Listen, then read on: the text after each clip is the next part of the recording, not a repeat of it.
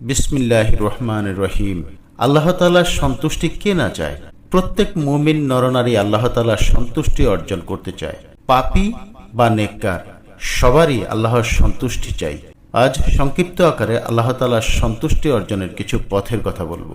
আল্লাহর প্রতি ঈমান আনা, আল্লাহ এক ও অদ্বিতীয় এবং তার কোনো শরিক নেই, এই বিশ্বাস স্থাপন করা। গুনাহ করার পর অনুতপ্ত হয়ে আল্লাহ তাআলার কাছে ক্ষমা প্রার্থনা করা। সালাত, সাওম, হজ, যাকাত সহ বিভিন্ন ইবাদতের মাধ্যমে আল্লাহর দাসত্ব করা। আল্লাহ তাআলার আনুগত্য করা, তার আদেশ ও নিষেধ যথাযথভাবে মেনে চলা।